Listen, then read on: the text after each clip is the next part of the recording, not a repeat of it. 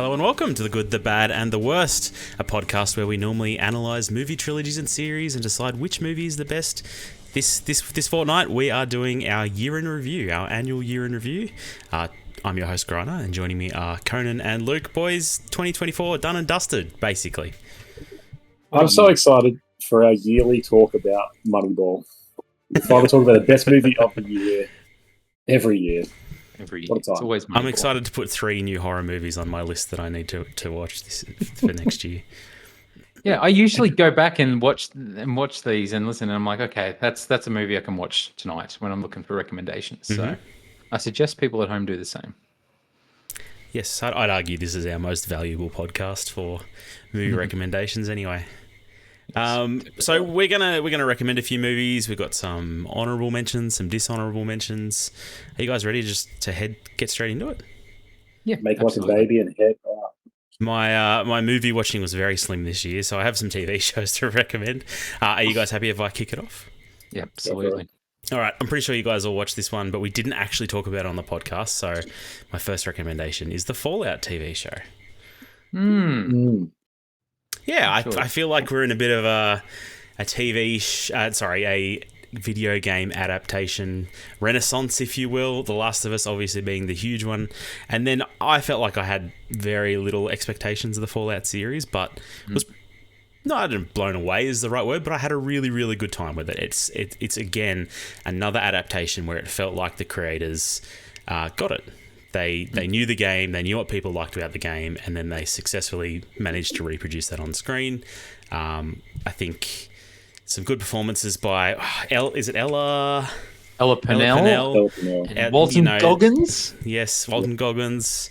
Like, a lot of fun there. Ella Pennell is quickly becoming the de facto video game / nerd movie star, but I'm okay with that because I really enjoy her. And yeah, Walton Goggins really knocked it out of the park as well.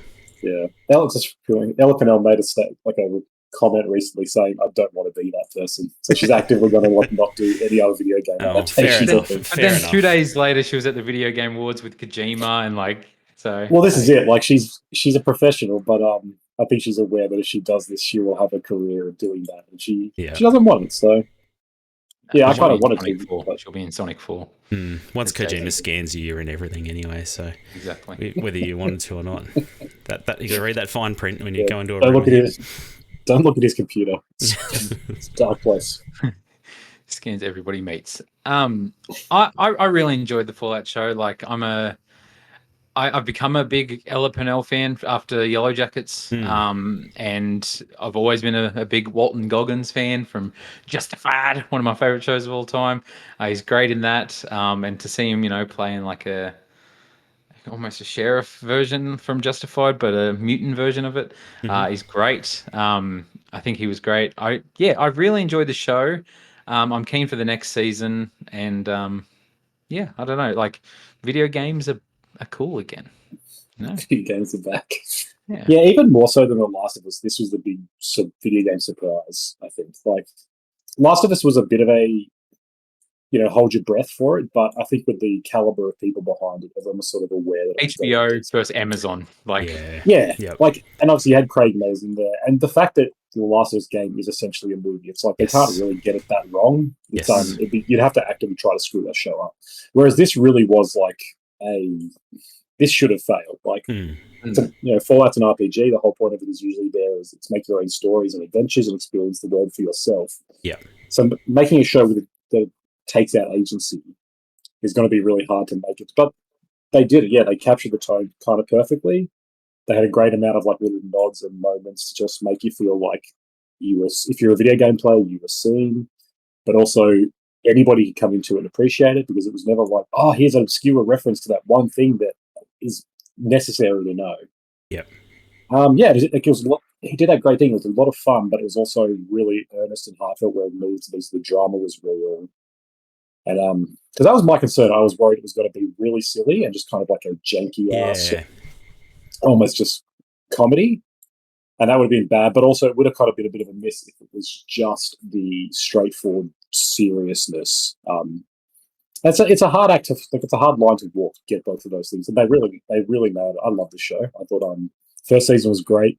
My only criticism is that they dropped it all in one day. Like Mm. it should have been a week by week or 2 episodes a week sort of thing. It'd be interesting to see if they change that next time, because I'm not sure if they knew that kind of the hit that they had on their hands. Because you're right, this kind of did, like The Last of Us, this kind of transcended nerd culture, right? Like my wife really enjoyed this. She never played Fallout before, but there was nothing beyond her grasp here that you had to know the game to understand or anything like that. And yet, as someone who's played the games, I enjoyed the little nods. And just the I don't know, the respect for the source material, I suppose, while at the same time not. It's not, like you say, The Last of Us really lends itself to a TV show.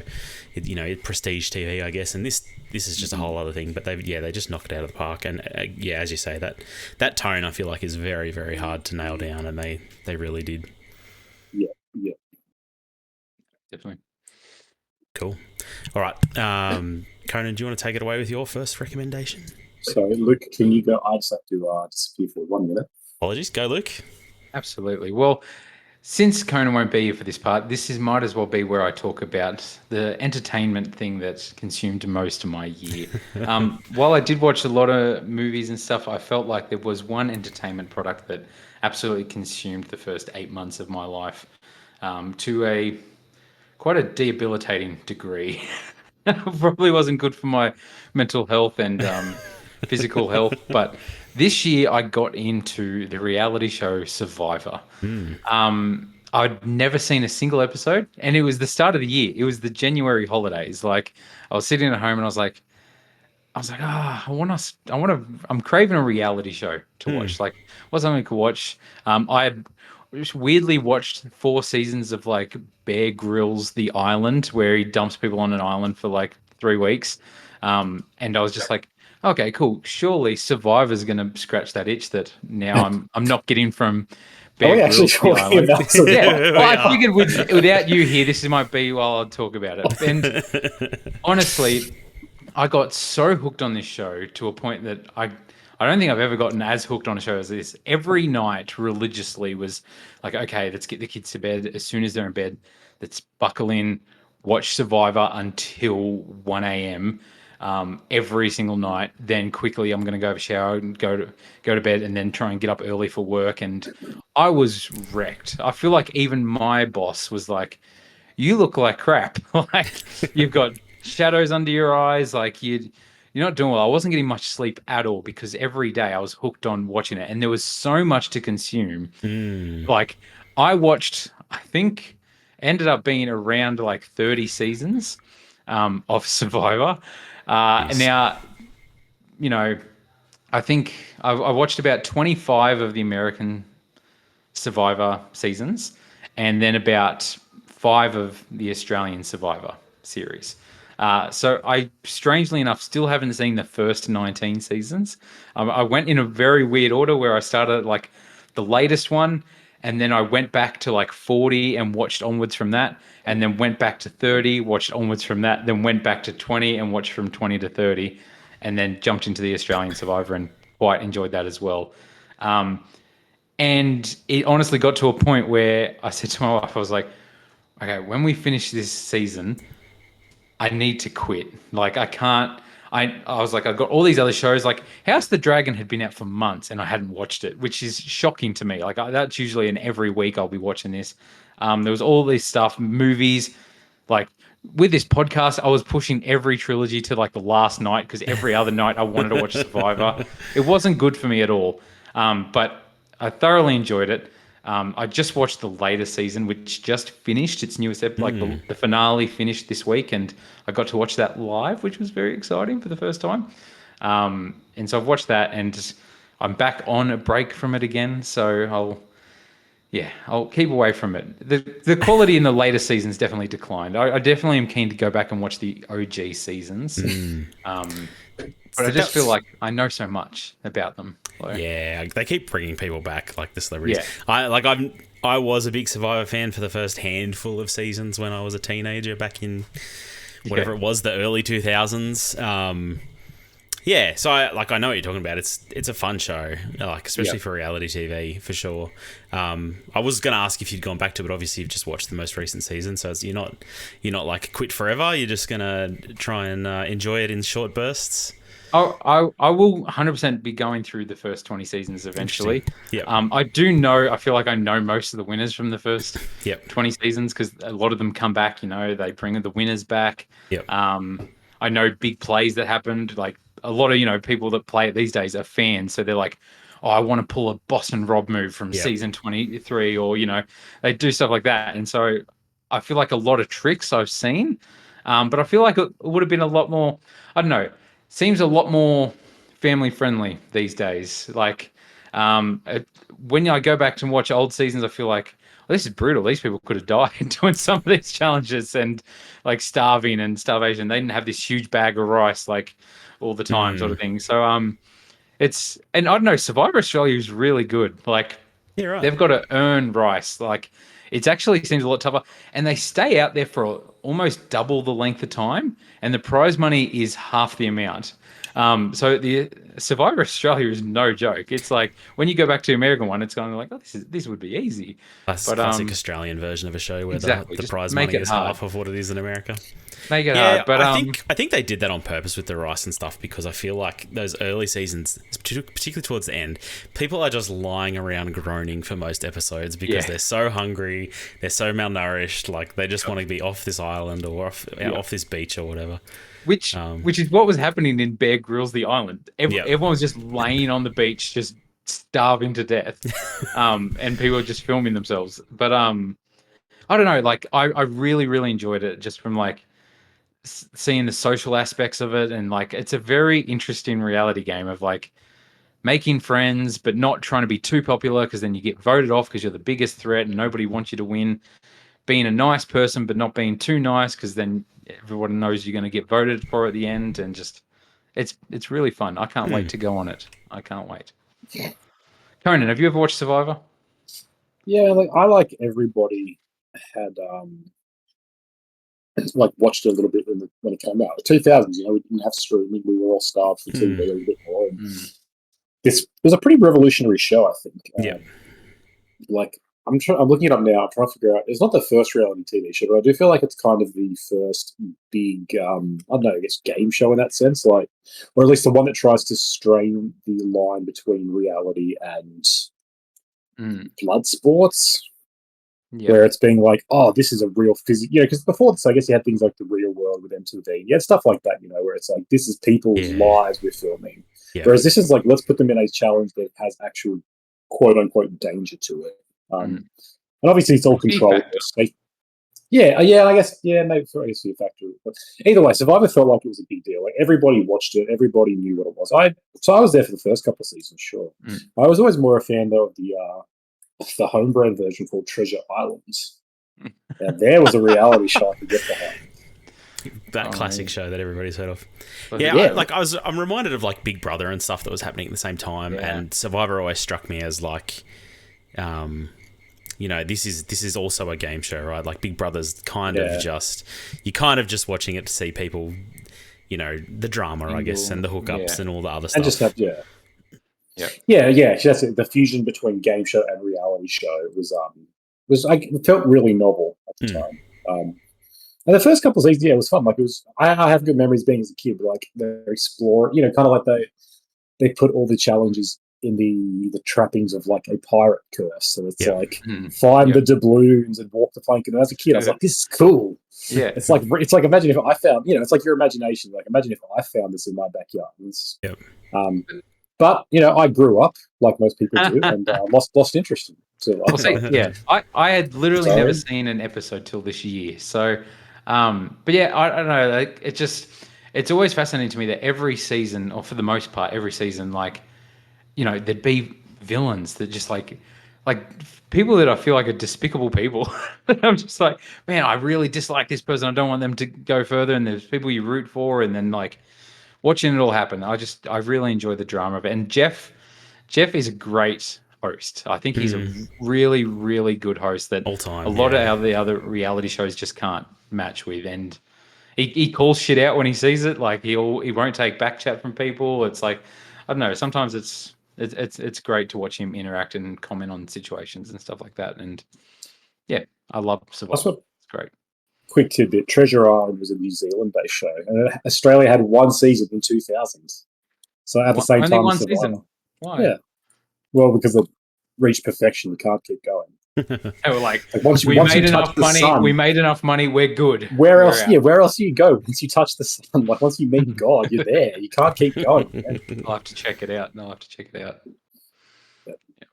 So yeah, All right. that's fine. Cool. Conan? Thanks, Luke. Conan. All right. I guess I'm the only one who actually picked movies from this year. Yeah. But nevertheless, I don't know. I'll just go my best movie of this year because the other ones are a little bit dodgy. I mean, I think we all, my viewing for this year is actually pretty thin, which is weird. Doing this And we're podcast, trying to avoid talking about movies that we've reviewed as well. There was a lot of great movies that, That's the hardest part for me is like pretty much anything I had time to go to the cinema for was something we were talking about on this podcast. So like I can't, like I'm, let's talk about Gladiator 2, guys. No. So. No, that's fair. All right. Well, look, the best movie, honestly, the best movie this year, and one that we haven't seen, it's a Netflix film. Did you guys hear of Rebel Ridge? We did hear about it. I haven't did watched hear it. about it, yeah. So it's from the guy Jeremy Saulnier, one of my favorite directors. He's in the same sort of caliber as like David Fincher in terms of hasn't made a lot of films, but they're all really tightly controlled, perfectionist quests and tension. So he's made films. He made Blue Ruin, Green Room, Hold the Dark, and Rebel Ridge, and he's got another film before that. But they're all Hold the Dark is a misstep. That's his first Netflix venture. But the other three, Green Room, Blue Ruin, and now Rebel Ridge, are like amazing movies.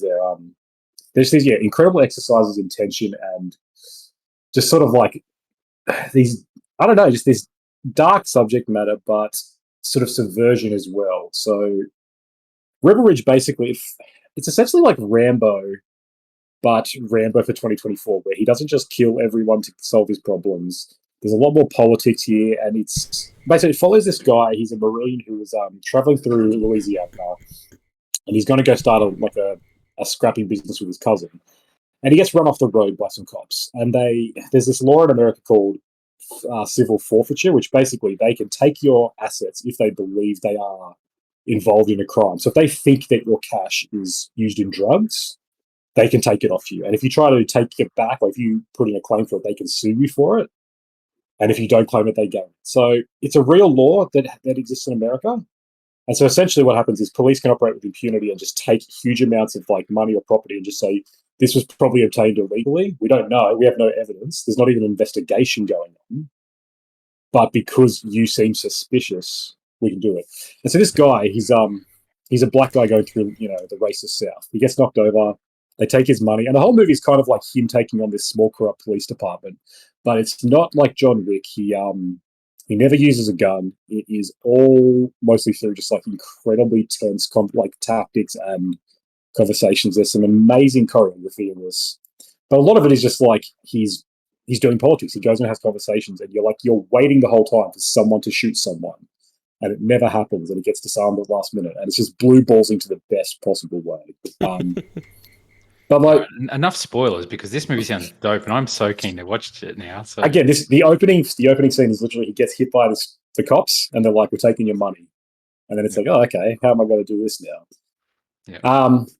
I don't know, everything about it works. Like, see, Jeremy Saulnier wrote, directed, and edited. It's like it's all his vision, but everything feels very conscious, like really actively chosen. There's the subplot of the whole political subplot, because like sort of running in why this is going on or what's going on in this town.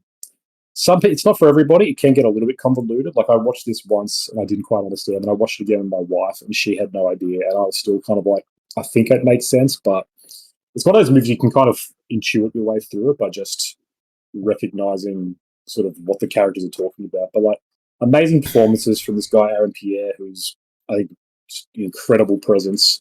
Don Johnson, Anna Sophia Robb, who I really like.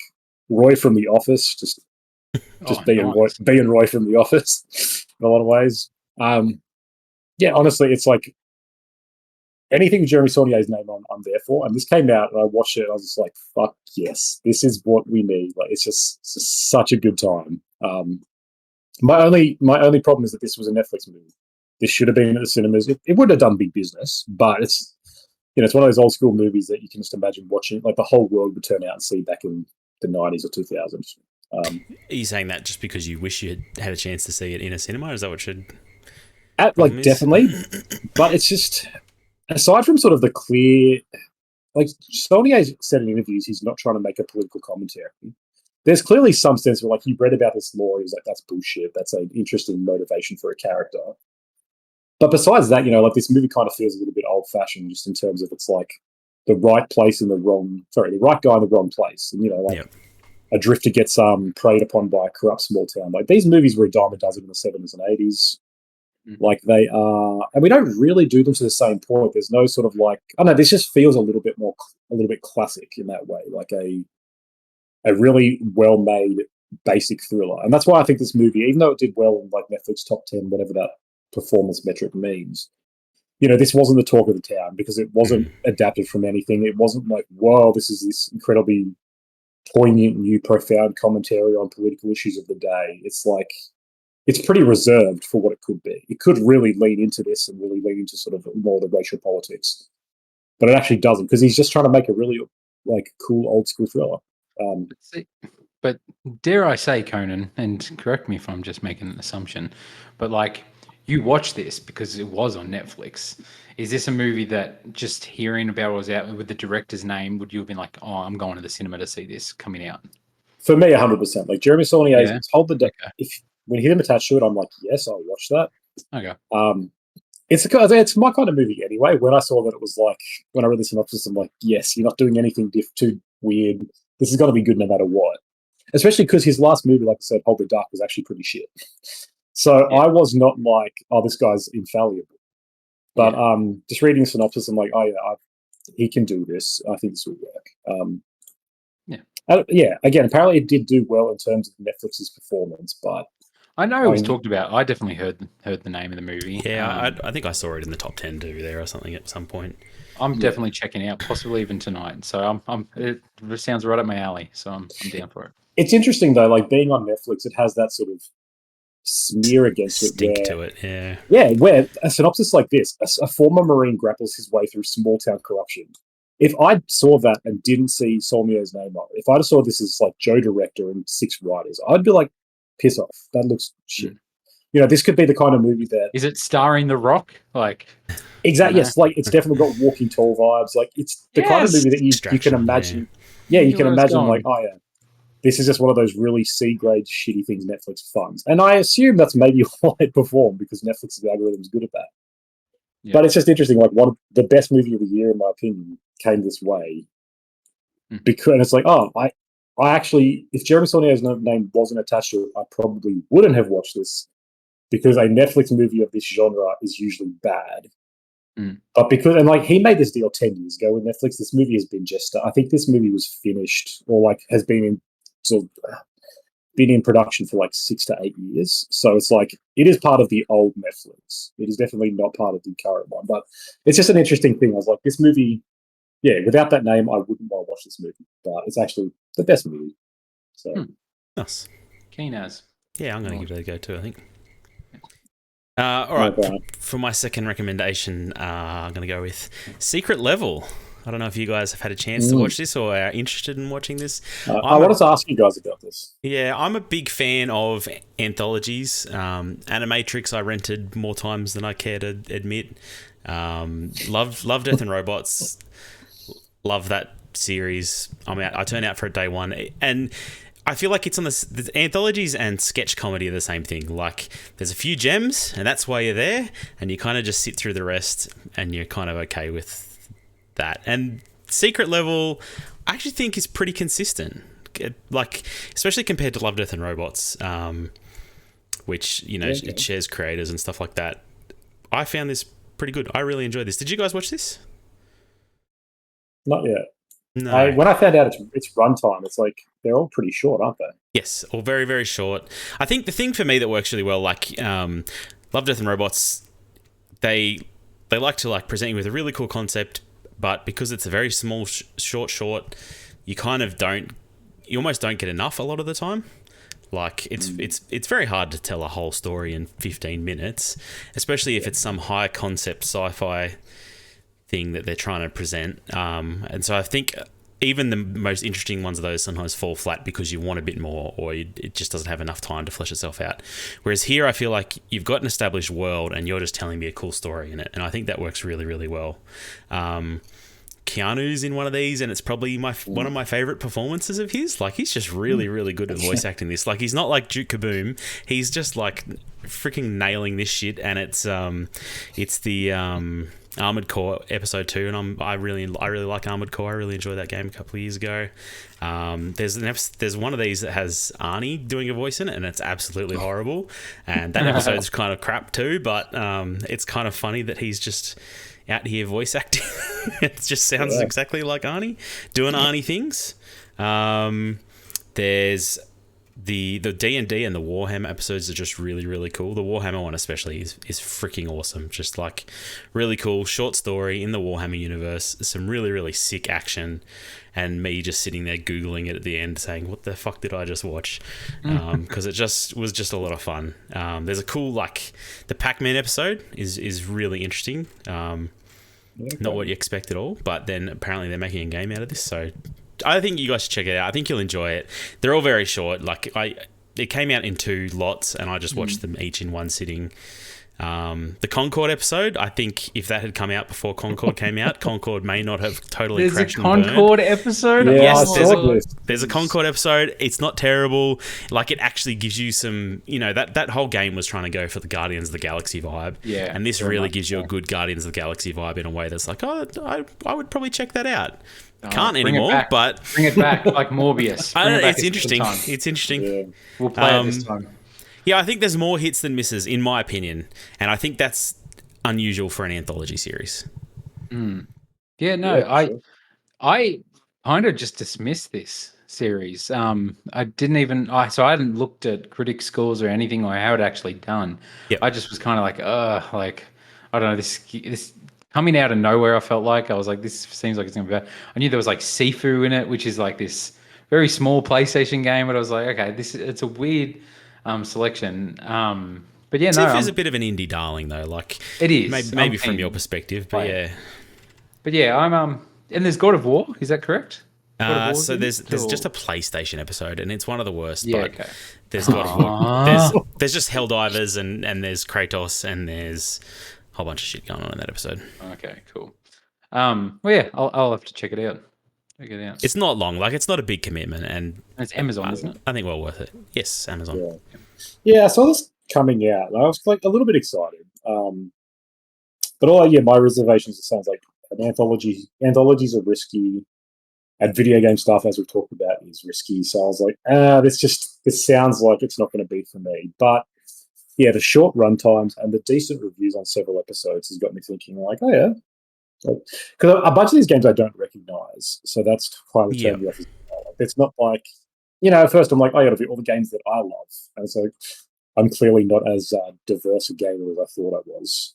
But yeah, I'm keen to give it a try. Like, I want to see the video game curse breaking. I want to see good video game content. Yeah, and I mean, like, none of them are related to each other, so if you're not feeling it, just skip them. Like, there is some episodes. There's one that is the most generic ass, Call of Duty looking stupid game. It's just the most generic Modern Warfare story. Like, skip it. It's not worth it. But overall, more hits than misses. There's even like that new game Exodus, which is coming from sort of ex-Bioware developers. Like, it's not out for another. I don't even think it's going to come out in 2025. It's got a really cool episode. Interesting way to like advertise your game. I'm keen to see them do more of this, and I think it's been, it's coming out with another series. So yeah, that and the Concord stuff is weird. Like, yeah, this is clearly part of a broad marketing sort of scheme. The Concord one is interesting. Like, it's the other side of the coin where you literally cannot play this game anymore. It shows they really believed in it, though, that they wanted to, and just shit the bed. It is a good way to advertise it. Like, I like that. Yeah. Okay. I'll check it out. I think you guys would enjoy it. I think you should give it a go. We are gamers. Yeah. So we say. I'm next. Yes, go, Luke. Take it away. So my second pick for the year for one of my favorite movies, I know Conan has seen. I'm not sure if you've seen, Grana. Is Alex Garland's Civil War. I really wanted to watch it. I just never got there. Yeah, okay. Highly recommend it, obviously. I didn't know much about this. I'm a fan of most of Alex Garland's work. Surprisingly, I haven't seen 28 Days Later or 28 Weeks Later. What? But I'm super keen to do that as a trilogy next I year. know. And the Mm. third one's out, so I've been waiting. So I'm keen to do that. I feel like the thing I've always said about him, because I'm a huge fan of Sunshine. But a lot of criticism I've seen towards his way, and especially when it comes to Sunshine and these other films, is I feel like people always say like he struggles with his third acts, and debatably that Civil War has this problem as well. But I really, really enjoyed this movie, and I enjoyed the whole movie. I enjoyed the ending. I enjoyed the last act and everything. Kirsten Dunst is amazing in it. I really feel. Kaylee Speeney, Yeah, she's who great. it was great in Alien Romulus. She is awesome in this as well. So this was my introduction to her. Great supporting cast, great tension. Like this movie, like just reading the synopsis made me so keen because like it just came out of nowhere. I didn't know much about it, and all of a sudden it was coming out. Reading the synopsis, I was like, oh, okay, kind of apocalyptic. America's turned against itself. This could never happen. America in a civil war. What? This is a crazy future. So I was super keen to see it actually play out like that, and seeing how states divided, it made me want to know, made me wish I knew more about America itself. Like watching it, I was like, I wish I knew, how these states usually are or whatever, like how this divide happened. But I think they do a good job in the movie, sort of catching you up and everything like that. There's, Nick Offerman plays the president of the United States, who's like hated and everything like, and it's, I don't know, just great performance all around. But I just found a lot of moments in this movie either full of tension or very poignant. Like there's scenes where I remember the music and just like the visuals of certain scenes. And there's just some scenes. It has our boy Meth Damon Mm. in it as well. He's in the best scene in the movie as well. Best scene of the movie, and it's like you're on the edge of your seat the whole time, and it's just unsettling, and it's just so good acting. And apparently he wasn't supposed to, do that. I don't know if this is true or not, but apparently the guy who was meant to do that dropped out, and because he's married to Kirsten Dunst, he was like, "I can do it." He was just there. He's like, "I'll do it," and it's like a VIP performance of if the that's whole true, movie. I'm like, what a Chad. Jesse Plemons. He's really good. Highly recommended movie. It's a movie I definitely thought about long after I watched it and wanted it, and went back and watched it a second time. Enjoyed it the second time as well. Really good movie. Did we talk about this at all? When we caught up at our batch pad in Newcastle, we had a chat out on the balcony eating Red Rooster. It was times. a good chat, but I'm interested in hearing your thoughts on it though. Grana, what were you going to say, sir? I was just going to ask you guys seen Men, because I feel like that was I'm a big fan of Alex Garland too, but then Men came out and I feel like everybody was like, oh, it's not great. It's really hitting you over the head with the point, like over and over again. But Civil War's a return to form, you think, for him? I haven't seen Men, so I've seen Ex Machina, Civil War, Annihilation, and I saw Annihilation for the first time this year as well. So I've seen 75% of his movies. Yeah, Men I'm interested in, but I'm saying Men is his most divisive one. Yes. I think part of that problem is his writing. As a director, I think he's really talented. Annihilation's he's really, really his directing. I think he's a really great director. His writing's probably because he wrote Sunshine, didn't direct it. Okay. Yep. So I think his writing's where people have a little bit more of an issue with. And I haven't seen Men, so I can't speak, but I want to. It's just one of those ones I've always been a bit like 2 hours of Rory Kinnear. I don't know if I can sit through that. Like, I think it's meant to make you feel uncomfortable. And from everything I've seen, I'm like, it looks a bit uncomfortable. So you had seen it, Grana, Men? No, I haven't seen Men. And okay. I was on the Alex Garland train, and then that came out, and he had, that's the first thing he'd done since 2018. Yeah. And it's been a while between drinks there.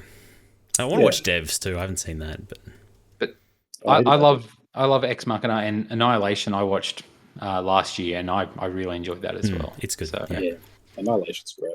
Yeah, Civil War is really good. I think it's an interesting movie, in most importantly that it, like you say, Luke, you wanted to know sort of the backstory.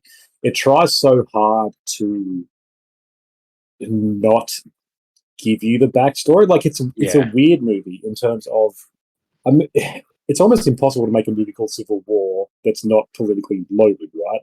Mm.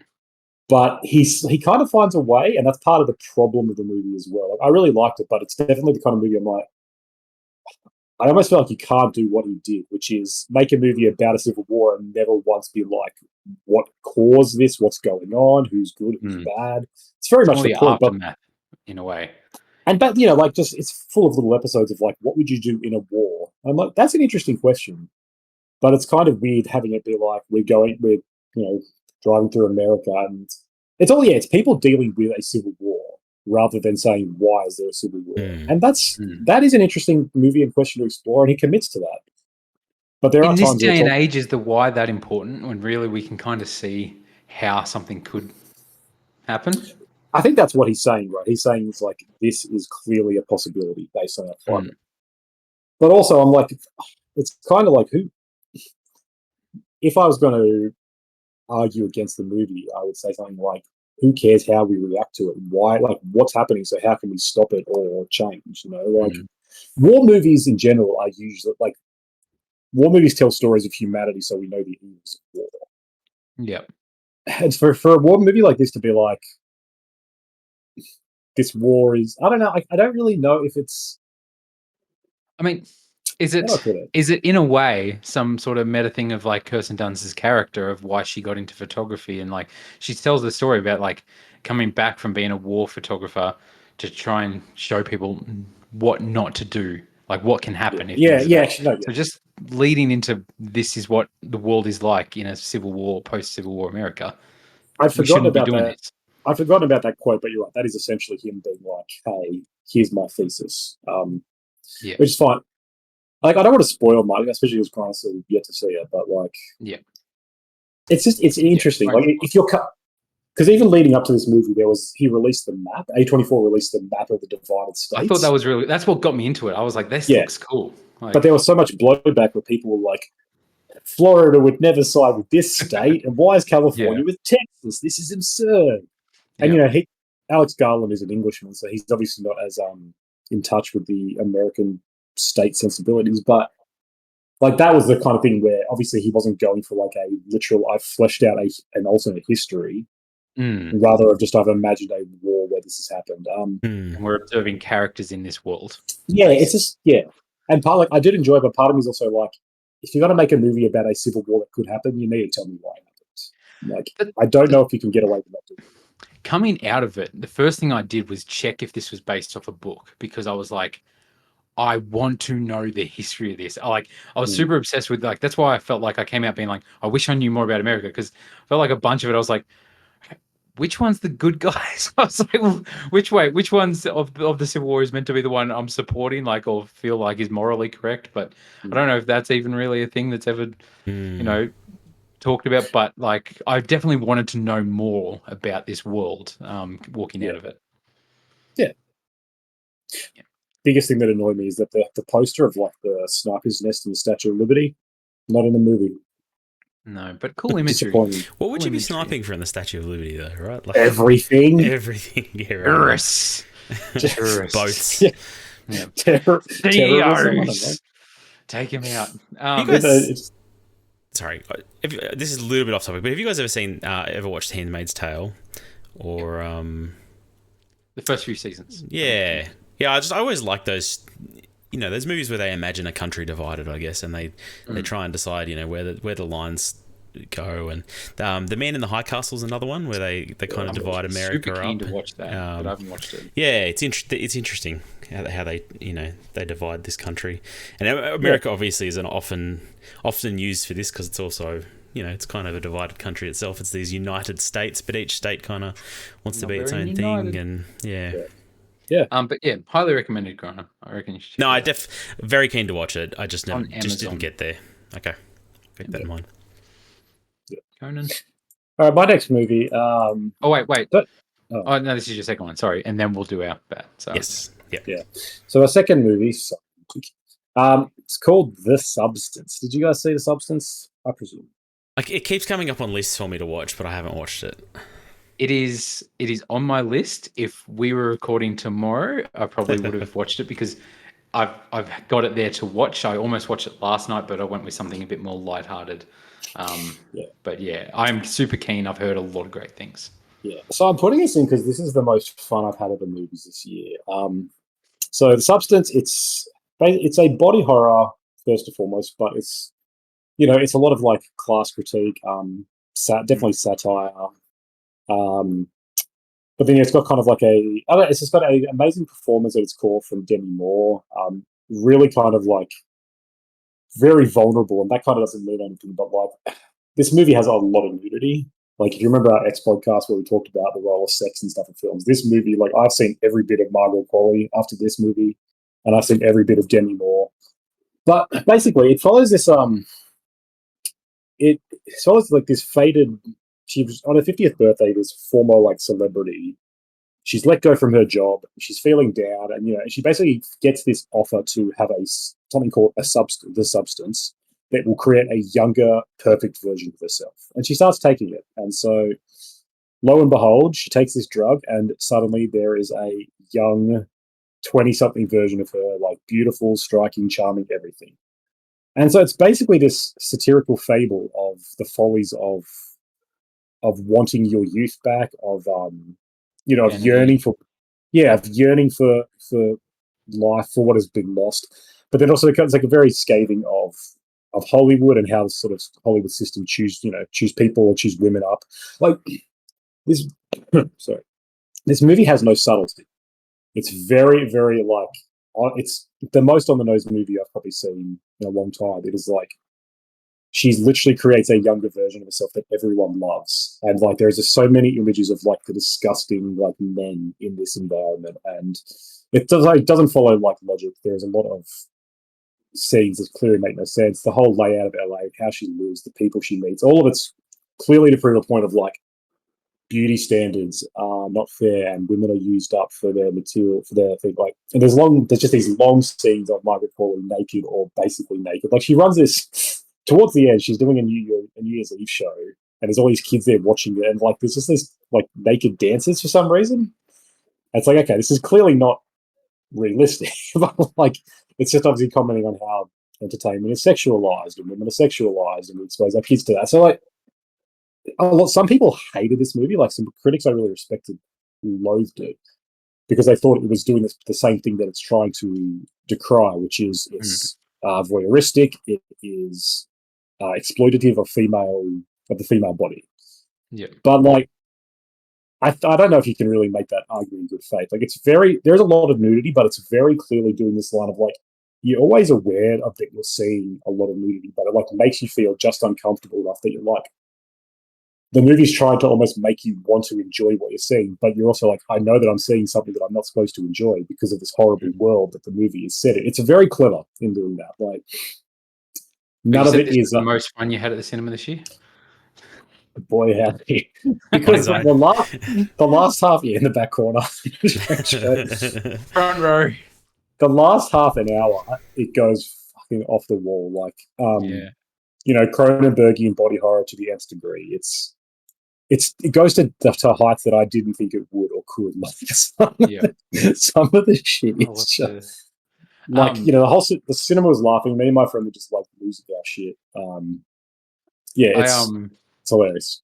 I saw someone like I sort of got the gist of what the movie was about, and like what its social commentary was, and people were pointing out this like super oblivious, tone deaf thing that Kim Kardashian had posted about the movie. She was literally like, she took a photo of watching it, and it was obvious, like she could see she was literally like 5 minutes into the movie, and she was just like, "Oh my god, watching this episode, Demi Moore looks fantastic. Oh my god, for her age, what kill it, slay queen." And everyone in the comments just like, she obviously hasn't finished this movie. She doesn't. This is like it kind of exactly talking about what this movie is about, but yeah. Like cause it's got that is very funny, very very insightful. Because it's got that metatextual layer of Demi Moore, like obviously some former like star who's very beautiful, and she's still very beautiful, but she's aged, right? And there's clearly like a vulnerability she's leading into of like where she shows everything, and it's like, oh yeah, this is what an aged celebrity like Demi Moore looks with and probably deals with to some degree. Like it's so it's got that sort of clear point of view that's really interesting. But just like I guess it's a second film from the female director. Can't remember her name, but just really well, like incredibly well made. Coralie Fargeet. Yes, yeah, just a lot of fun, but like knows exactly what it is. Every single choice, every moment is intentional. Like is carefully crafted, and she knows what she's doing. And so if you can get in line with it and have fun, it's great. But it is interesting. Just some people loathed it and just thought it was really kind of insulting. But yeah, definitely worth seeing. Like it's just whack. Like Check it out. because the body horror is never to be like it's never trying to scare you with it. It's just kind of like, God, this is awful. And then just like, oh, the things that Hollywood makes women do, and that not even Hollywood, but like the world makes women do to remain beautiful. It's great. Interesting. Yeah. All right, we're going to pivot to our. What are we calling this? The most disappointing thing we watched this year, I think, is how I'll put it. Rather than ending on that, because I think we usually do that, and it feels like a bit of a downer at the end of the episode. So the thing that was most disappointing for me was Baby Reindeer. This was a huge hit for Netflix earlier on in the year. I'd heard a lot about it, and I think the problem is my expectation going in was here's like a black comedy about a dude getting stalked by a woman. You know, it's going to be dark, but it'll be a comedy, and I'll kind of have a good time. And what you actually get is like a really detailed depiction of rape, like of abuse, of and then like a really big deep dive into this guy's sexuality, and like I appreciate that it's a personal story for him, and the true story side of this is kind of interesting, particularly since the person who it's clearly based on is going after Netflix and the creator, and I think that's interesting, but it wasn't what I expected, and I think because of that I just didn't have the time I thought I was going to have, I guess. Did you guys end up watching this? So I did. I watched this shortly after it came out. I'd heard a lot of people talking it up, and it was super popular, word of mouth, for the first couple of weeks. Checked it out, and 100% agree with you, as in I feel like it was very much talked up as a black comedy.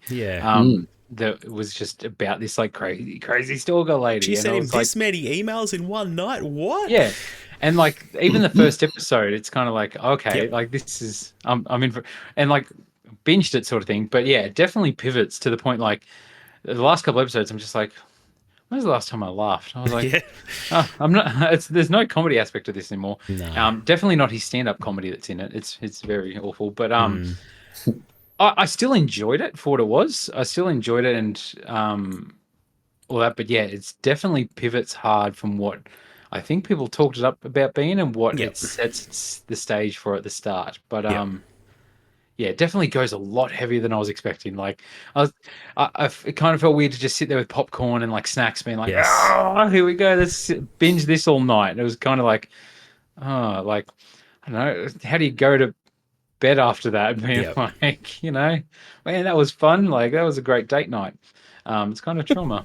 But, yeah, like it was interesting. I didn't super hate it or anything, but it definitely, I felt disappointed by the pivot. I think it just wasn't for me. Yeah. No, I missed this one. Like, this was in the same class as like Tiger King. Like, the Netflix here comes out, the whole world talks about it for 5 minutes, and being the control. Never watched Tiger King? No.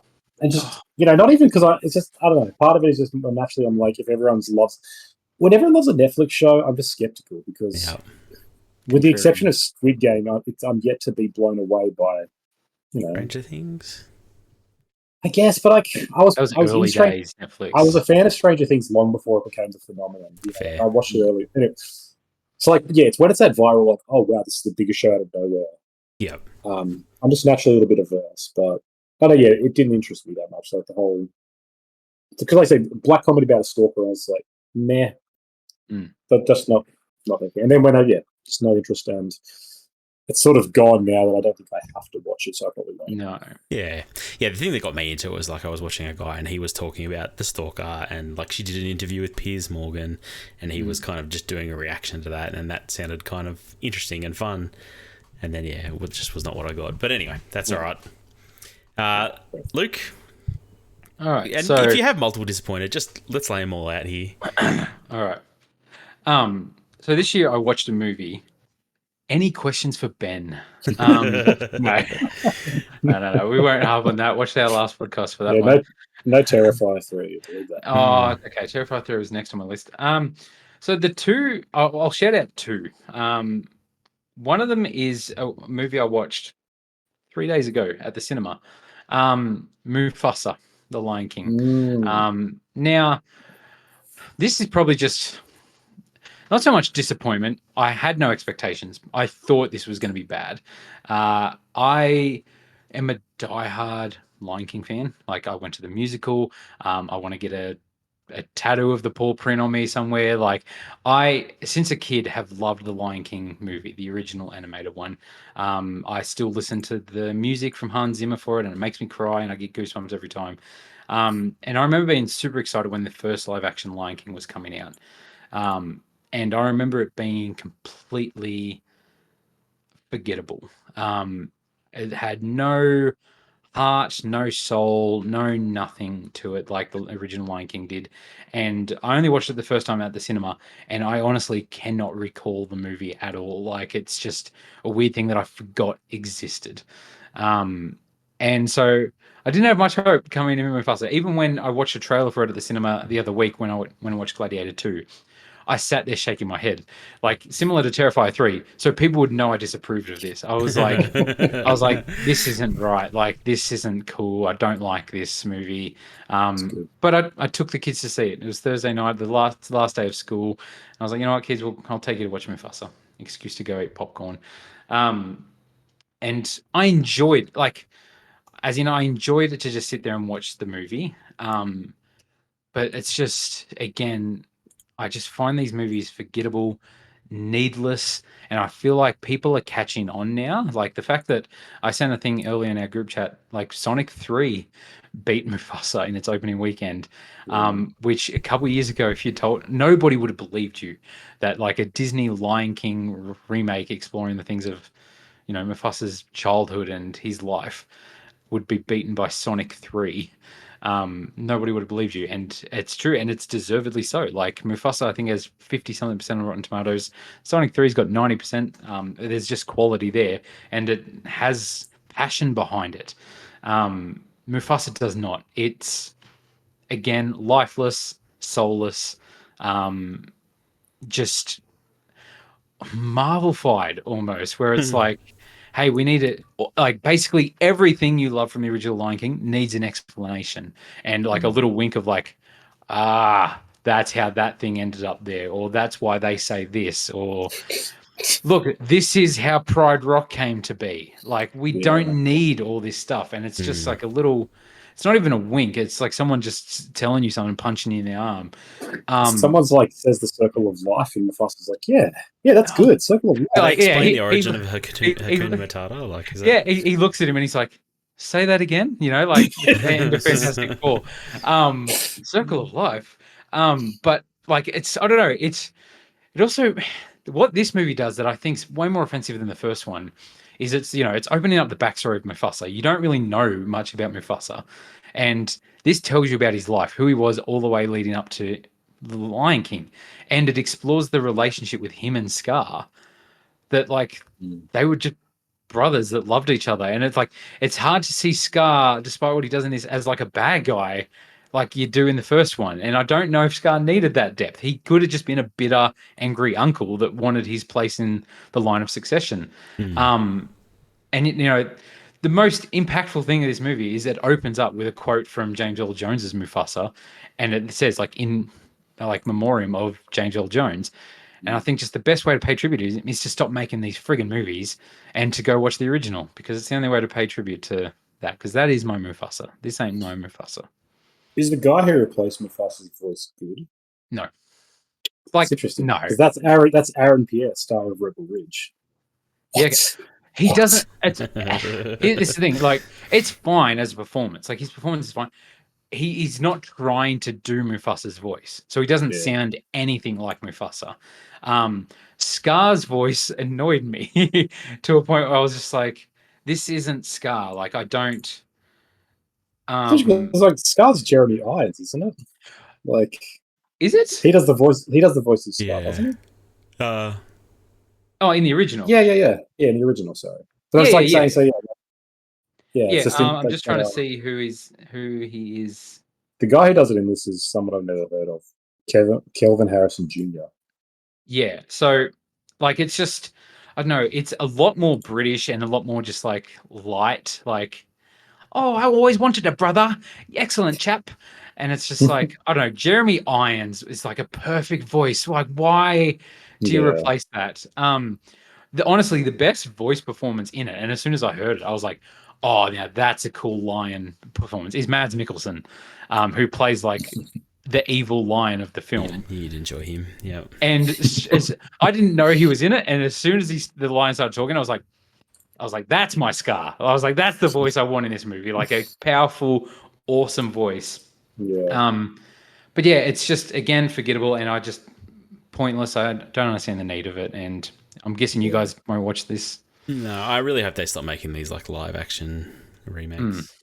Yeah, They I don't just think seem they've landed ill-conceived. other than Beauty and the Beast, from what I've heard.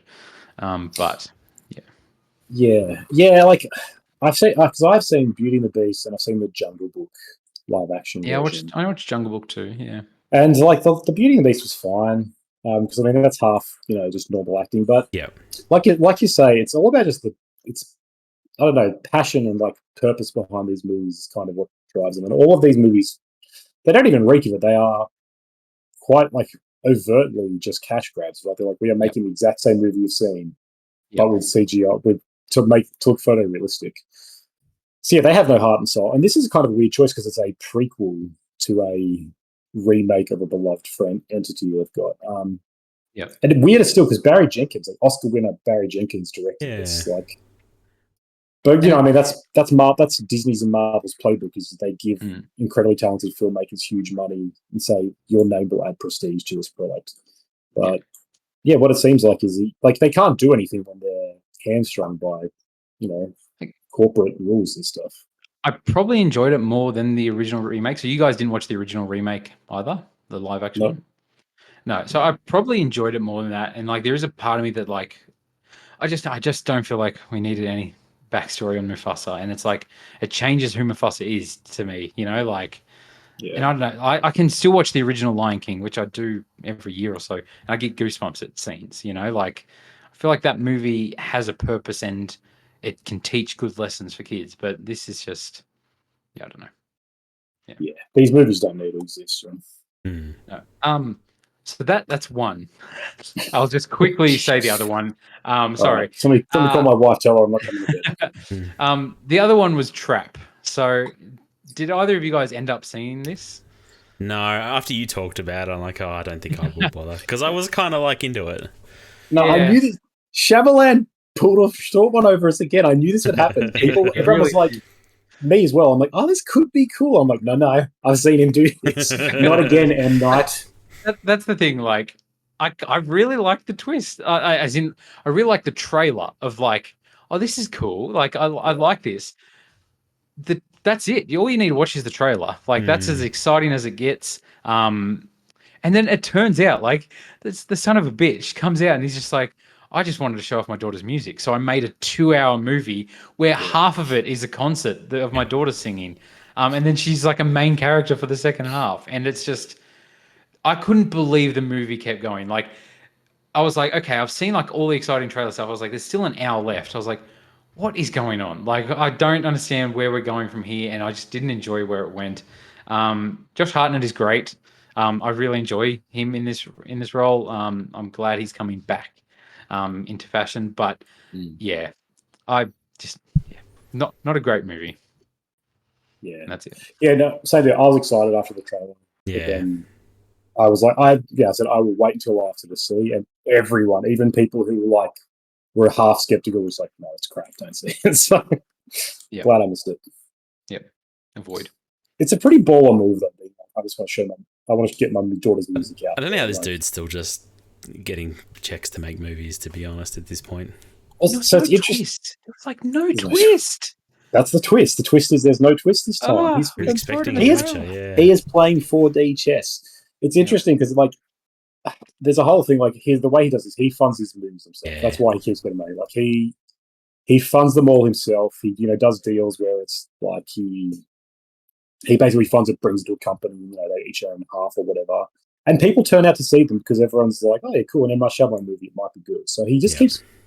He's very clever in that sense. Like he does it all. He does all the footwork himself, and he just gets things out there. And he's got a name that can make money. Like it's apparently saying it made 82 million to a 30 million budget. Like that's pretty good. That's how he keeps making them. So the sequel will be out. But I really enjoyed the is it? I always forget the name. The knock at the door in the cabin in the woods, or Knock at the cabin. Knock at the cabin. Like I enjoyed that. Pleasantly surprised. I walked in not expecting much, and I was pleasantly surprised. So I was kind of like back on board with Shyamalan. I was like, oh, all right, I'm here for it. But no, miss.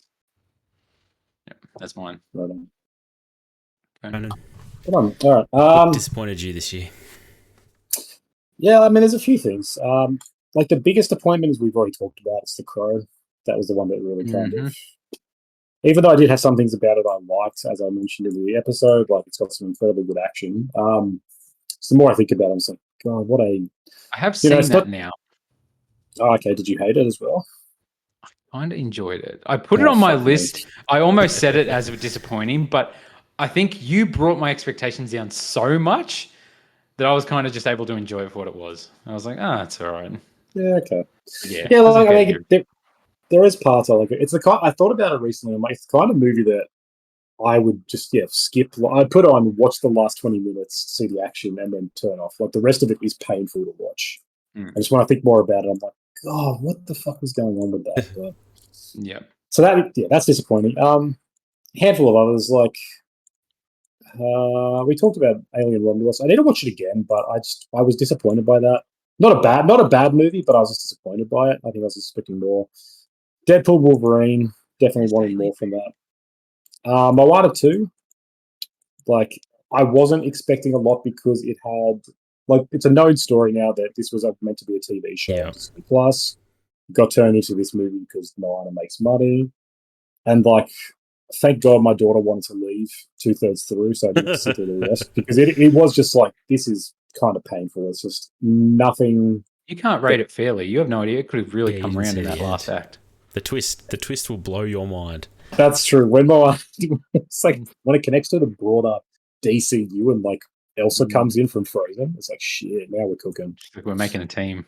Yeah. So that was disappointing because Moana 1 is fantastic, and I watched a documentary that's really interesting called Bratz.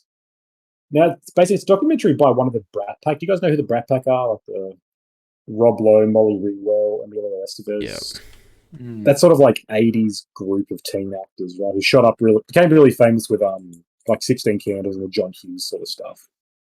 So I didn't grow up with them at all. I don't know anything really about them, but I know a little bit about their impact and stuff. And this is a documentary by one of them, and it's fascinating because it is this guy's he's basically saying he's like, oh, my entire career was ruined by the term Brat Pack. And so he goes through trying to interview a lot of the old people, the old members. He interviews Emilio Estevez. He interviews a bunch of others. Two things go wrong. Number one, he doesn't get Molly Ringwald or Judd Hirsch, the two arguably most Judd Nelson or Anthony Michael Hall, by the looks of things. Yeah, they're the big ones, right? So he doesn't get out of the four big ones, he doesn't get three of them. And out of the ones that he does talk to, it's kind of interesting because what this becomes is it's not a document. It never provides any insight into what he thinks. It just basically becomes an insight into this guy who's so entitled that he thinks he's owed more than he ever had. And he's clearly he's just so butthurt by this fact that he's like, oh, they said something mean about me once and my career wasn't the biggest career in the world. Oh, it's not my fault, it's everyone else's. And it's just everyone he talks to them, it's like, oh, it wasn't that bad. Oh no, my career was okay. And you can kind of see it. There's a conversation with Emilio Estevez, and he is almost he's trying really hard to clearly be like, it actually isn't that big of a deal. And but he never confronts him. He's trying to like say to a friend, like, oh, it's like you've just got to take control of your own stuff. And then this guy keeps pushing. He's like, oh no, but the title is really damaging. Yeah, and Emilius is like, no, look, it's not about what they call you. It's about what you do. It's like make Mighty Ducks. Make Mighty Ducks. He just clearly wants to say, yeah, like, no, shut the fuck up, become a better actor, stop being entitled. Yeah. But this guy just keeps being like, oh no, I just can't get through it. It's like, oh, this is unfair. Like, what could have been? And it's just. Kind of sounds like a train wreck kind of watch. That it's usually came out anyway, right? Like, yeah, like it is. It's this kind of obscure again. But the fact that he couldn't get most of the main people to do it is like, how did anyone agree for this? But it's just fascinating. Is like this doesn't work in the way he wants it to, and it's pretty painful to watch in parts because you're like, this. I can't stand following this guy around. But it is also just like, oh, I'm kind of witnessing a man's like unhinged psyche here, trying to tell a narrative that clearly doesn't work. So it is interesting, but it's not good. Okay, because I'm kind of curious about this now, and I didn't grow up with the Brat Pack either. Really, like I'm too young for that. But I know my mum, my mum introduced me to a lot of those movies, and I'm kind of curious now. But I'll take your advice and avoid it. No, like I don't know. It's hard. It is kind of like worth seeing just to like if you want to see a guy like I kind of do want to see a guy. If you want to watch someone just being like you're an asshole, like you're just asking the wrong questions and trying to get the wrong answer. But if you go in it being like I really want to get an interesting documentary look at the Brat Pack, you won't get that. So interesting. That's me. Cool. All right. Well, let's switch back to our recommendations. My final recommendation is another Netflix show called Black Doves. Came out fairly recently. It's Christmas themed, but it's a spy thriller starring Keira Knightley and Ben Whishaw. You may know Ben Whishaw because he's the voice of Paddington, and in this he's a trigger man, and it's a lot of fun to hear Paddington talking about smoking fools. But it's just I don't know, it's a fun spy thriller. It's quite short. It's only 6 episodes long. I don't like Keira Knightley much, but I quite enjoyed her in this. Ben Whishaw is the standout though. He's really charming in this. There's a lot of fun banter between the two of them. And it's just got that fun, British spy shit going on where they're overly polite to each other and they monologue a lot. And it's kind of over the top, but it's also got this nice little thriller edge to it too. And I had a good time with it. I saw this coming out. I really want to see it, yeah. Spy shows seem to be having a real time. Yep. But they come back. This like Slow Horses came out a few years ago and it's been going and Spy TV is back, it seems. Yep. No, that sounds interesting. I hadn't even heard of this. It's a shame it's a TV show. It's like TV shows are such a commitment. I feel like this year I watched less TV shows than ever, outside of Survivor, obviously. I mean, look, it's 2 Lord of the Rings movies long. Like, it's not the whole series is not that long. And I think it's worth it. Like there's a nice little mystery there that they're trying to solve, and it's got all those those spy cliches. I guess the woman in charge is not someone who has ever seen any combat by the looks of her. She's just this stately woman who has a fun voice on the phone and makes shit happen. But some good action in this too, actually, like surprisingly decent. The little pops of it here and there. But yeah, like good supporting cast. Keira Knightley's good in this too. Like I enjoyed her, and I don't normally really enjoy her, but when Ben Whishaw and the other assassins that he's involved with are a lot of fun to watch. My wife despises her. Would she enjoy it still? Why? Potentially. Like she's not. I don't know. It's something about her mouth. She's not Keira Knightley. She's not Keira Knightley from Pirates. Pirates. Okay, yeah, I think that's why. Very much not. Triggered her a lot, but no, that's her Nicolas Cage for me. But you guys just have a problem with strong women. Is that a problem? She becomes captain of the Black Pearl, doesn't she? Oh, but it's just the way she talks. Oh, sorry. Always like sorry. So if they don't talk to your standards, they're not. They can't be captain of a pirate ship in my book. Women should be seen and not heard, right, Luke? I'm shaking my head, so you all know that I disapprove of your standards here. I don't agree with this. No, I'll have to check it out. I hadn't even heard of it at all, so it's Interesting. And it came out this year on Netflix? Did you Yeah, say? like came out like 3 weeks ago. Oh, okay, Yeah, cool. just popped up on the top of Netflix, and I'd heard some good stuff, and we Check checked it out, and we both enjoyed it. Me and my wife. Two Lord of the Rings movies. That makes it sound watchable to me. I'm like, okay, How many I do Terrifier that 2s every is that? weekend. How many Terrifier One. 2s? What's that, like two and a bit? That's one Terrifier 2 movie with all the vomit breaks. So my third and final recommendation for the year is the animated film Wild Robot. Have either of you guys seen this? No, but I've I've heard not. great things. Yes. Yeah. So I hadn't heard anything about this movie before it came out. Like all of a sudden, it was just on that weekend. I'm a cinema guy. I love going to the movies. Any excuse to go to the movies, I will try and go once every weekend or two.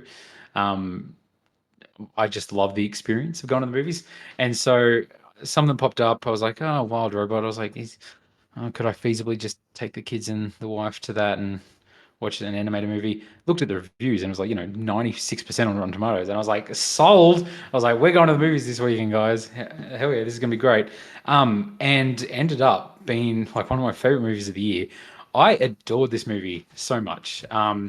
This movie, unlike Mufasa, is filled with heart, filled with soul, great performances all around. It's got Pedro Pascal in it, which, overkill. But I didn't know it was him, and I should have picked up that it was him. For some reason, I thought it was Jason Bateman the whole time. I was like, oh, this is Jason. Because I was like, this is the fox from Zootopia. It sounds exactly like, I was like, and he's playing a fox again, but it was Pedro Pascal. I really enjoy this. Basically, a robot, in the future, a robot gets washed ashore on an uncharted island, and it's basically the journey of this robot interacting. Like picture Baymax from, what's that movie called? Big Hero 6. Hero 6. It's a helper. So it wakes up and it just sees animals and it like walks up and tries to chat with them and have conversations about how can I assist you. Like it's like an Elon Musk Amazon bot of like I'm here to tend to your needs. How can I help? Are you satisfied with my service? And it's just that it living in the wild for years and years and it forming relationships with animals and being treated as an outcast and like a weird thing. And then it's cool. It's like its story at its core is about parenthood. It's in the trailer, so it's not really a spoil, but it eventually has to become a parent trying to raise like something from a chickling up to trying to get it to fly for the season, where they all migrate. And it's all about the struggles of parenthood. There's some great commentary. Like I feel like, there were lines that all the parents in the cinema were laughing and the kids didn't know what that meant, but all the parents were like, feels. Oh my God, it's hard. And then there's jokes for the kids. Like it works for all ages, this movie. But yeah, I don't know. All the performances are great. I teared up towards the end. Like it's a really, really has a lot of heart, this movie. And yeah, I highly recommend it to anybody. But yeah. Would young kids enjoy it? Like my kids? Absolutely. Oh, I think so, 100%. It's got a great, unique art style. It's not just like Pixar animated. It's got like a really nice hand-drawn kind of art style to it, but looks good, great as well. My kids thoroughly enjoyed it. There were a lot of young kids there. There's a lot of, slapstick, physical, like humor of just this robot getting into weird situations. Yeah, I think young kids would definitely enjoy it. Cool. Check it out. I think it might be streaming now. I will when it's not $20 from YouTube. Worth it. But yeah, I think it's only just come out recently. Just streaming. Yeah, premium world still. Yeah, I was really keen to see this one. I like the trailer looked good, and I don't know. I got like Iron Giant vibes. Yes, me too. Yep. And so when the reception came back, Metacritic scored 85. Like that's dope. I was really good. As soon as this is streaming for free, I'll watch this with my kid and see if she likes it. Lupita Nyong'o, third year. This and A Quiet Place. Yeah, she was great. There's some people in this movie too, like Bill Nye, Mark Hamill, Ving Rhames, No, Matt Berry. Great cast. Matt Berry. Great cast. So, yeah. Check it out. All right. My last recommendation. I've got a lot of like equal winners here. Can I do two? Can I do three? Do one, No. and then we do There's honorable an mentions. opportunity for Do honorable mentions. So I have a Yeah, few. okay. choose a favorite. I'll just pick one. I guess one that I probably do have the best reaction to. Longlegs. So I have to do a proper horror movie. Luke, screw you. Longlegs is kick ass. I enjoyed Longlegs. I thought you said you didn't. No. Okay, we'll talk about it. You talk about your All right. speech, and then I'll say mine. I know exactly what you're going to say, and I think I agree, Luke. But yeah. Yeah, it's got Nicolas Cage in it. Look, Longlegs. You probably have heard about it at some point now. It was the subject of probably the best marketing campaign for any movie this year. Like by me, a little indie came out of nowhere, it seems, but like it's incredible viral marketing campaign, like YouTube videos, weird shit. They started releasing promo about Michael Monroe's heart rate when she first saw the reveal of the killer she's hunting. But basically, this is the Silence of the Lambs meets I don't know, something satanic. It is very clearly inspired by Silence of the Lambs. Like a young female FBI detective is hunting a serial killer. But it's made by this guy Osgood Perkins. He is the son of the Psycho star Anthony Perkins, very famous horror actor in that sense. And it's I don't know. It is a movie with style. Like it is. Every single frame oozes with dread. It is every moment is unsettling and unnerving. Like every posture that Michael Monroe has feels uncomfortable. There's just these constant shots of like empty space where you're like, someone's going to come out and do some evil shit. And it's just dread. This movie is dread in cinematic form. Like it's an hour and a half, and just you constantly feel uneasy. The opening scenes are really just like snowy landscapes, and you just feel so uneasy. But then it does a lot of clever stuff. Like the jump scares in it are unconventional, but they work really well because they're sort of not the jump scares you expect. But they just, I don't know. But as a result, they still startle you, but they kind of get you thinking more. And then at its core, I think it's got a pretty fascinating sort of story and kind of like these themes again on parenthood and sort of the legacy that our parents leave us with. Like this movie stuck with me in a way. It's just not that it was like I was scared by it, but just so many shots that are like I can still envision that are just so unsettling and so creepy. And I don't know, I say it a lot, but like it's just a vision. It's a singular vision. This guy clearly has a horrible view of the world. But like the way he just makes this sort of like awful version of some town in America come alive is it's pretty remarkable. And yeah, you hear interviews with him where he talks about like his family and dealing with his like having his dad and then his mum who like sort of them raising all of his backstory and family stuff. You kind of project that onto this movie, and it just becomes a fascinating little like insight into him. I'm like, oh yeah, this is why you're exploring this stuff. This is why you're obsessed with Satanism. But really good film, really good film. Great incredible Nicolas Cage performance. Yeah, everyone needs to see this movie. Can I just say quickly, and I think Luke, this is where you're going to go, but for me, it was hyped up as being so scary that I didn't want to watch it. Fair enough. Like that's why I didn't watch it. I'm kind of interested in it, but so you haven't watched it? I thought I haven't seen it. I haven't seen it. Okay. Well, sorry to do a jump scare again. Let me just fix my camera. Like it's actually not that scary into that sense. Which is what I keep hearing. Yeah, it's definitely not. Yeah. It's just more unsettling than anything. Yeah. So that was my thing. Is I feel like this had an amazing marketing thing. Like I got super interested in watching it just based off like the reaction of her seeing him for the first time. This mystery that nobody knew what he looked like.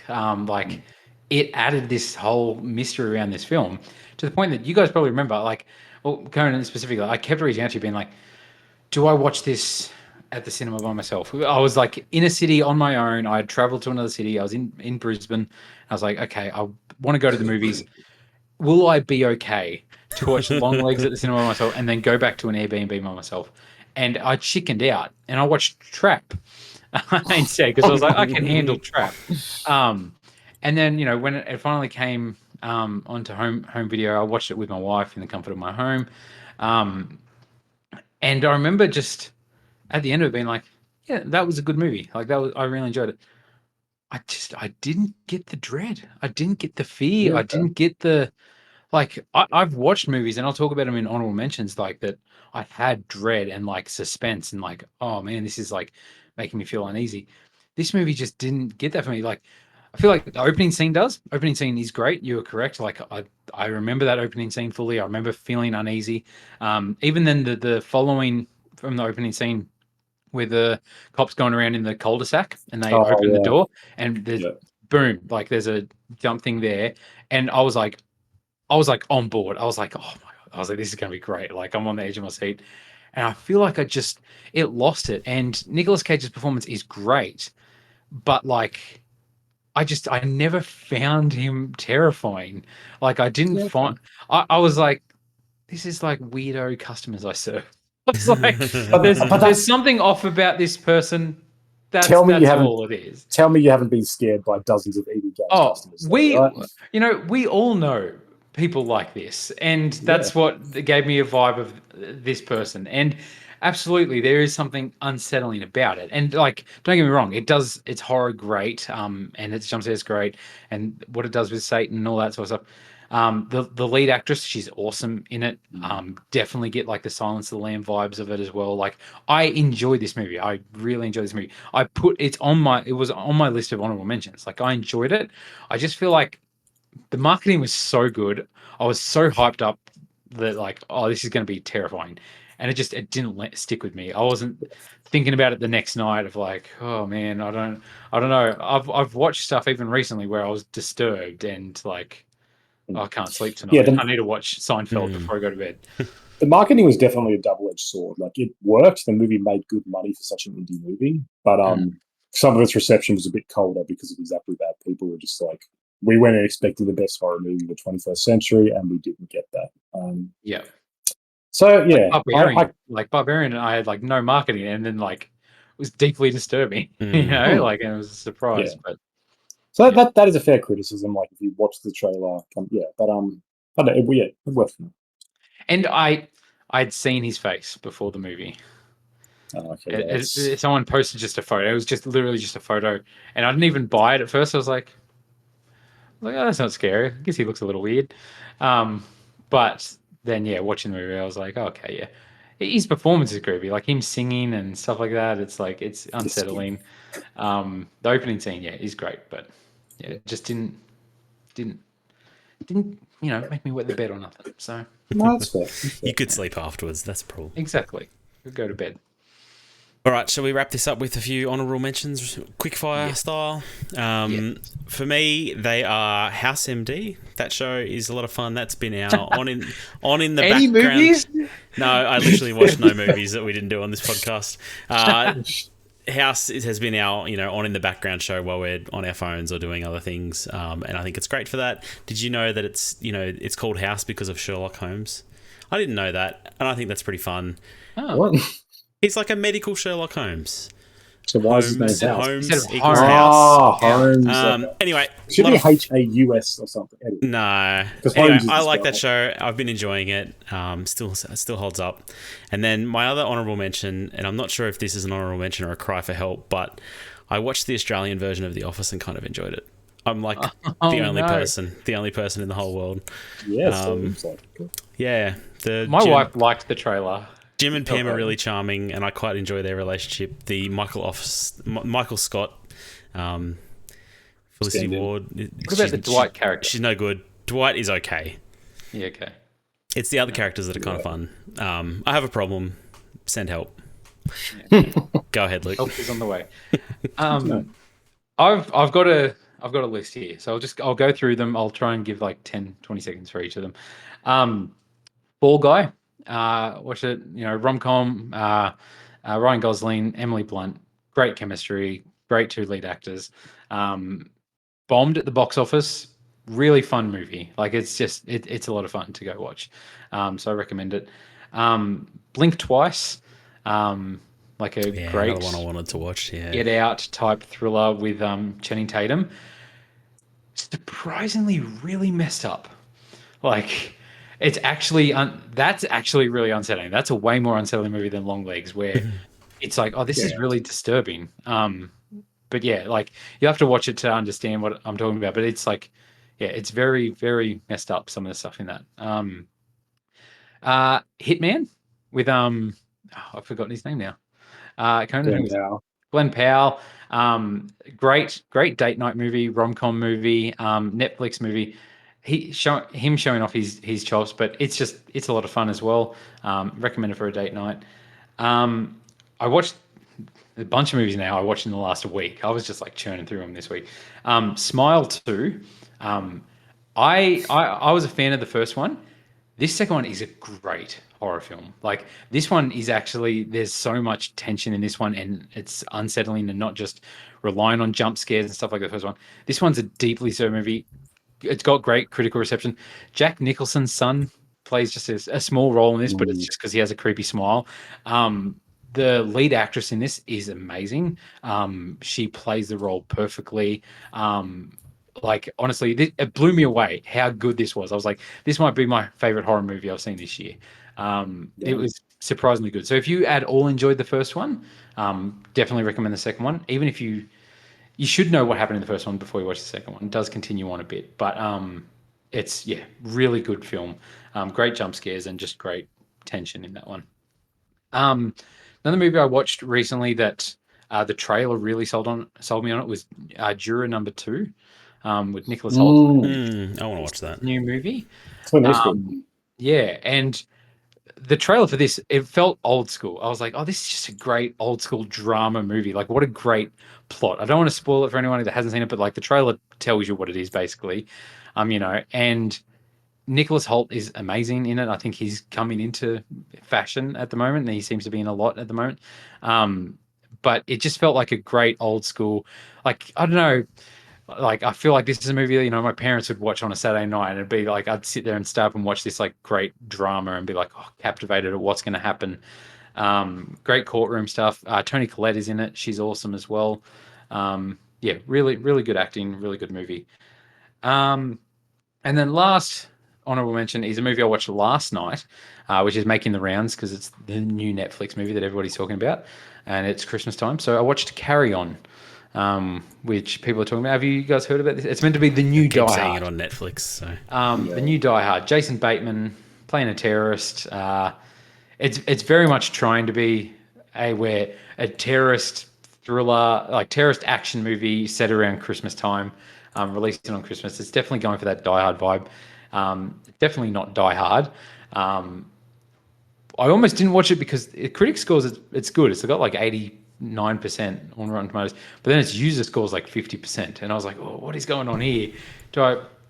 If you can take away your expectations or like grasp on reality and just be like, well, no, logically a lot of this stuff wouldn't make sense. And if you just enjoy a good action film set around Christmas and terrorists and all that sort of stuff, it's a good fun movie. So Jason Bateman's great as always, and Taron Egerton is really good as well.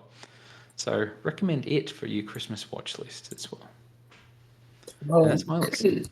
that is the list. Thanks, Luke. Yes. So I just want to mention like a bunch of the best movies of this year apparently haven't come out yet, so I haven't had a chance to see them. Things like The Brutalist, Real Pain, Anora, Nosferatu, Good One, Conclave.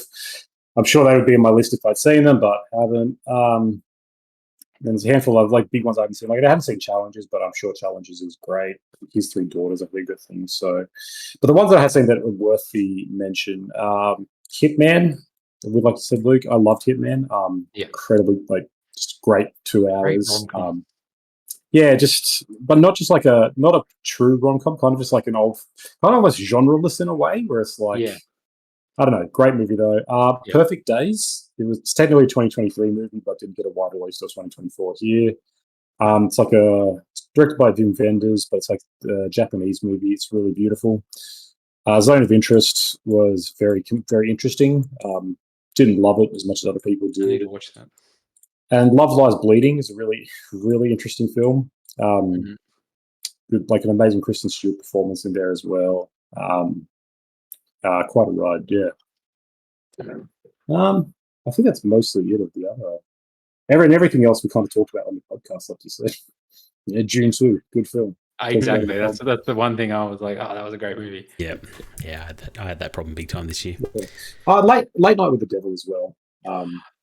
Again, I put that on my list last night to watch. I wanted to love this movie. I really didn't like it as much as I wanted to. So I was a little bit disappointed, but definitely worth a watch anyway. Just brought my hype down. I was so hyped for it. No, like 98% on Rotten Tomatoes. It's like, something. There's parts of it like there's still stuff about it I love. But yeah, I don't know. I guess I came in with this being like this is going to be a 4 or 5 star movie, and it just wasn't for me. It was just does a few things that bugged me. But obviously, if this was in a couple of weeks, Nosferatu would probably be on the top of your list. That's what I mean. Like, Nosferatu would definitely be on my list. And Nora is meant to be amazing. The Brutalist is like the Brutalist has been compared to There Will Be Blood. Like, these are the heavy hitters of the year, and as usual, they come out in December 31 for some fucking reason. And obviously, all of our lists would have had this on in a week's time. Sonic 3 naturally is out next week as well. But we're also, as a segue, doing that as our next podcast, so it would be ineligible to talk about as our end of year. Exactly. In our end of year movies. There you go. All right. Well, thanks, guys, for sharing your movies and TV shows of 2024. And thank you, audience, for joining us. As you said, next fortnight we'll be doing the Sonic trilogy, Sonic 1, 2. They just called Sonic 1, 2, and 3. I don't know. Yep. I'm not going to go into subtitles, but I'm keen to watch them. I've seen the first one once while it was on in the background while I was doing something else, and I kind of seemed to like it. I like Ben Schwartz, so I'm down to give them a go.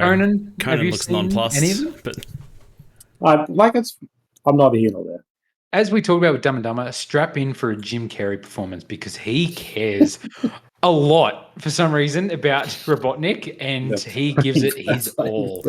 Jim Carrey cares about the money he's getting paid, I think, but that's okay. Yes. That's a legit reason to do something. He is great. I care about money too. Yeah, cool. All right, well, thanks for joining us. Rate us on Spotify and iTunes. Tell your friends about us, and we'll catch you next time. Peace. Yeah.